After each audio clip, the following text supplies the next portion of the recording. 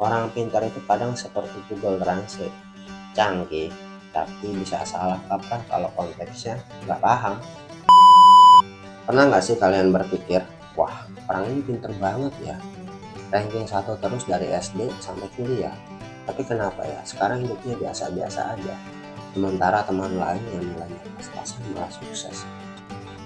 Kalau pintar semua soal EQ, kenapa gagal malah bisa jaminan sukses? Nah, hari ini kita bahas jawaban dari pertanyaan ini. Santai aja, kita akan bahas ini dengan santai dan ringan.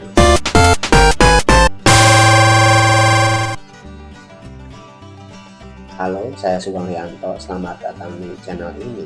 Terima kasih bagi yang telah subscribe. Di sini kita ngobrol ringan tapi dengan set yang grounded banget.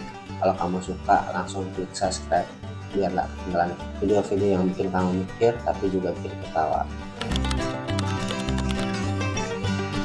Sebelum kita lanjut, mari kita lihat dulu fakta ilmiahnya. Studi dari Very Well Mind menunjukkan meskipun IQ tinggi sering dikaitkan dengan potensi, hal itu tidak menjadi jaminan kesuksesan finansial, akademik, dan personal. Yang lebih menentukan adalah ketekunan dan kepercayaan. Studi longitudinal Terman bahkan menunjukkan kelompok jenius tidak selalu punya karir gemilang, bahkan yang hidupnya justru biasa saja. Kalaupun sukses itu karena ketahanan mental, tujuan jelas, dan atau jaringan kuat. Fakta menarik lainnya, kecerdasan kognitif atau EQ hanya menjelaskan sebagian kecil varian pendapatan status sosial, sekitar 16%. Sisanya dipengaruhi faktor lain seperti lingkungan, usaha, bahkan keberuntungan. Jadi, kalau EQ cuma 16% kontribusinya, sisanya mungkin karena kamu pintar jaga hubungan. Angela Duckworth, psikolog dari Penn, mengangkat konsep grit, yaitu ketekunan jangka panjang terhadap tujuan. Dia bahkan mengukur siapa yang bertahan di pelatihan militer paling keras di West Point, dan ternyata bukan yang EQ tinggi tapi gritnya tinggi.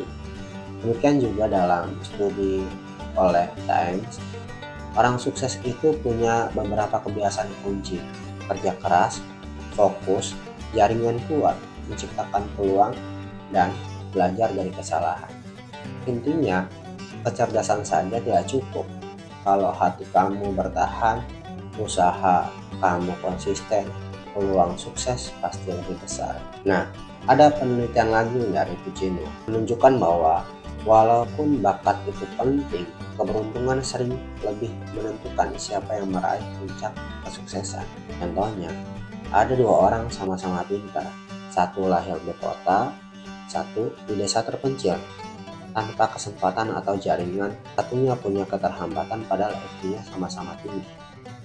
Jadi, sukses itu bukan cuma soal yang kamu punya, tapi juga tentang kapan dan di mana kamu berada, termasuk keberuntungan kecil yang kadang besar efeknya. Jadi, kalau kamu belum sukses, tenang, mungkin kamu cuma sedang menunggu keberuntungan lewat. Siapkan aja bosnya.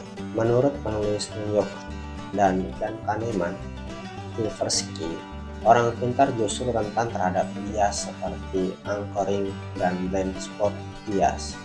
Mampu lihat kesalahan orang lain tapi tidak sadar kebutaan dirinya sendiri. Konsep disrasionalia oleh Stanovic menjelaskan bahwa orang pintar bisa berpikir tidak rasional karena kekurangan malware, pengetahuan logika, probabilitas, metode ilmiah. Sehingga pintar itu bukan jaminan berpikir benar. Kecerdasan tanpa kesadaran bias dan rasionalitas berbahaya juga. Orang pintar itu kadang seperti Google Translate, canggih, tapi bisa salah kaprah kalau konteksnya nggak paham. Carol Dweck menyebut ada dua mindset, fixed mindset dan growth mindset. Orang yang fixed mindset percaya kecerdasan itu bak tetap, gagal dianggap kelemahan. Sedang growth mindset percaya kecerdasan bisa dikembangkan lewat usaha dan belajar dari kegagalan. Kalau orang pintar punya fixed mindset, Mereka mungkin takut mencoba hal baru, takut gagal. Tapi kalau kita tanamkan growth mindset, setiap gagal justru jadi kesempatan berkembang. Kalau mindsetnya fix gagal satu kali, langsung bilang, nah memang bukan rezekiku. Tapi kalau growth mindset, nah tinggal upgrade skill nih. Saya punya teman pintar banget, IPK-nya tinggi, hafal rumus, tapi ketika lulus akhirnya kerjanya biasa-biasa aja. Sedang teman lain nilainya pas-pasan, tapi punya jaringan luas, berani coba startup kecil, bergabung dengan komunitas, akhirnya sukses duluan. Cerita ini mengingatkan kita, selain IQ, kamu butuh mental tahan banting, berani ambil resiko, dan kemampuan connect sama orang lain.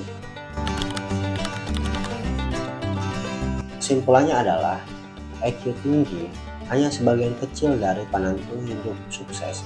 Grit, ketekunan, mindset berkembang, mental kuat, dan keberuntungan punya pengaruh besar. Hindari bias pikir, tetap rasional, dan terus belajar. Nah, selanjutnya adalah koneksi dan kesempatan berperan sangat penting. Jadi, kalau kamu merasa kurang pintar, tidak masalah. Justru, kalau kamu tetap belajar, gigih, dan terbuka, kamu sudah di jalur yang benar. Nah, sekarang saya ingin tahu nih dari kalian. Faktor apa sih yang menurut kalian paling penting antara EQ, usaha, mental, atau keberuntungan? Nah, tulis ya di kolom komentar. Terima kasih sudah menemani obrolan santai tapi berisi ini. Kalau kamu menikmati video ini, jangan lupa like, share, dan subscribe. Saya Sugeng Rianto, sampai jumpa di video selanjutnya.